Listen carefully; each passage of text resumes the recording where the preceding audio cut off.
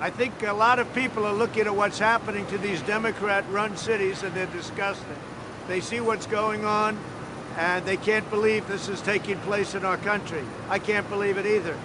One of the reasons I'm making the trip today and going to Wisconsin is we've had such a big success in shutting down what would be right now a city that would have been Kenosha, a city that would have been burnt to the ground by now.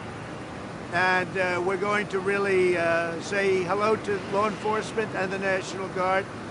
And it all stopped immediately upon the National Guard's arrival. So, you know, it'll be easy to stop. I saw last night where these radical anarchists were trying to get into the mayor's house, and lots of bad things were happening to this poor, foolish, very stupid mayor. I mean, how he could be mayor, I have no idea, but all he has to do is call, and within 10 minutes, their problem will be over. As you know, they have to call us. They have to call and request help. All he has to do is call, and the problem will end. They had tremendous numbers of people really harassing him horribly, and I guess trying to break into his house. And he still sticks up with them because he's a fool. Only a fool would stick up for him like that. These are anarchists, these are agitators, they're rioters, they're looters, they're bad people. They're burning down Portland. And you take a look at that, you take a look at the scenes last night, and then the fake news media will say that they're friendly protesters. Because you people, I'll tell you, if we only had an honest press in this country, it would be much more advanced. But we have a very dishonest press. Yes, Mr. President, can you speak at all? You've spoken a lot about the anarchy that you're referring to. What about racial divisions? Would you like to bridge some of those gaps? And do you think that anything that you're saying is helping with that? I think it's helping because I'm about law and order.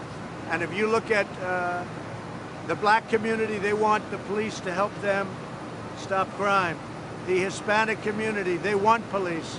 82%, 84%, numbers that you haven't even seen. They don't want crime.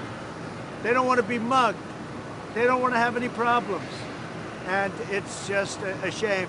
And as far as the previous administration, take a look at Baltimore, what happened? Was it Freddie Gray? Take a look at Baltimore. Take a look at St. Louis. Take a look at Ferguson. Take a look at what happened. What they had was, it put what we're doing, it put them to shame. It put it to shame. Take a look at those places. And you always had Portland. Portland's been like this. I read an article today, for 50 years this has been going on. I'd like to stop it, and we could stop it quickly. All they have to do is say, okay, President, now we're ready.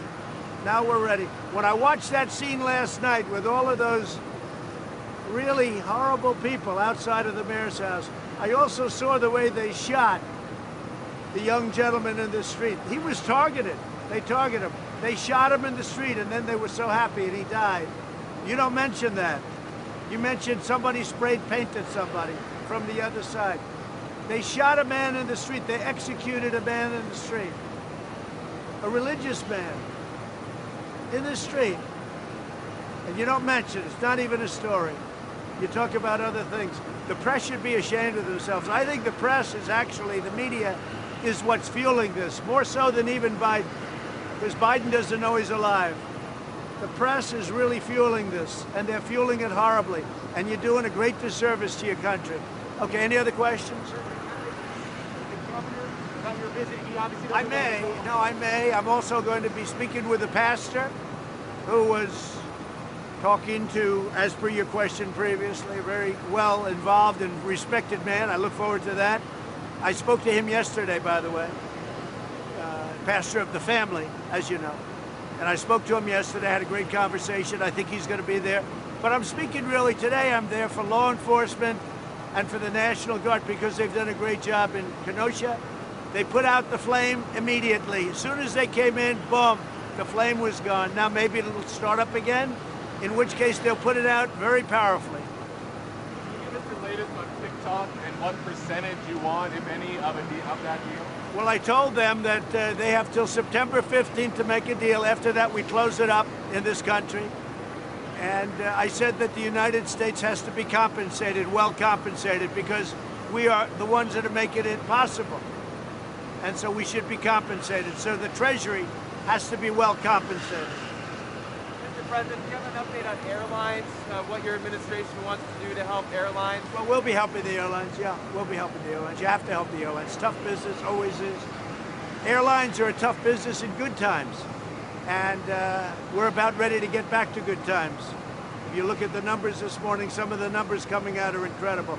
We have now the all-time highest stock market, if you take the average. We're at a number that nobody would even believe. We're doing well. We have tremendous, I tell you, we have tremendous, what would you say is the best word? The enthusiasm for the country, the enthusiasm for the comeback, the V. You look at the V, now I think it's a super V. And Morgan Stanley, of course, which is one of the most respected on Wall Street, would you say? And they just made a big prediction. You know what the prediction was, right? That President Trump is going to remain president. So we'll have to see. We'll have to see. But I cannot imagine anything else, because if somebody else got in, namely my opponent, your stock markets, instead of being records right now, they will crash. Your 401ks will be down to nothing. Your stocks will be down to nothing. And we will have a depression like you've never seen before. We're going to have an incredible economy. Next year is going to be one of the best years that we've ever had, and everybody's getting a big tax cut. Thank you very much. Yeah, we're working with the drug companies on substantially lowering drug prices. I've put out a favored nations clause. I've signed it. That means we get the lowest prices anywhere in the world. We match whoever gets the lowest. And the drug companies are having a real problem with that. So they're coming in to see me, and we expect to get a very substantial price reduction in prescription drugs, which has never been done before. Are they coming to see you, sir? They're coming, yeah, they're coming.